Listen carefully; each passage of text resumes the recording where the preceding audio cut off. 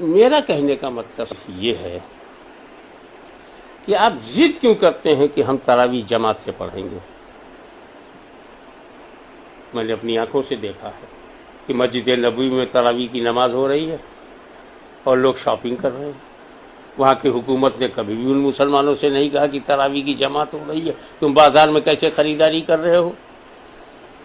تو جب سعودیہ عربیہ آپ کا قبلہ کعبہ ہے تو اس کو بھی دھیان میں رکھ کر کے آپ یہ کہہ سکتے ہیں کہ بھائی ہم تراویح باجماعت نہیں پڑھیں گے۔ اب آتا ہے مسئلہ قرآن شریف کے پڑھنے کا۔ تراویح میں قرآن شریف پڑھنا ہے ہی نہیں۔ تراویح تو صرف 20 رکعت کو اسی طرح پڑھ لیجئے جیسے آپ ظہر کی 12 رکعت پڑھ لیتے ہیں، عصر کی 4 یا 8 پڑھ لیتے ہیں، ایسے ہی اس کو 20 پڑھنا ہے، انڈیویجول پڑھنا ہے۔ جماعت سے بھی پڑھ سکتے ہیں، سنت مؤکدہ ہے، لیکن اس میں پورا قرآن سننا تراویح کا حصہ ہی نہیں ہے۔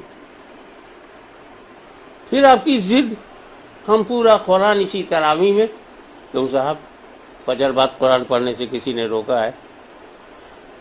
خالی وقتوں میں قرآن کی تلاوت سے کسی نے روکا ہے؟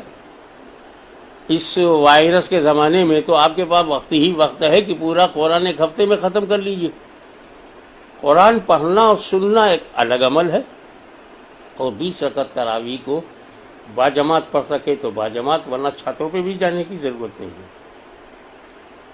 عورت الگ، مرد الگ، سارے عاقل و بالغ الگ الگ نماز پڑھ سکتے ہیں، کیونکہ ہمیں اس کورونا کے عذاب سے بچنے کے لیے ڈسٹینس بھی ضروری ہے۔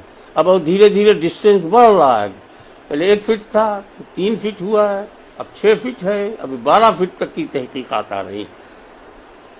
لا تلقوا بأیدیکم الی التہلکہ، اللہ تعالیٰ ارشاد فرماتا ہے اپنے ہاتھوں کو ہلاکت کی طرف مت لے جاؤ۔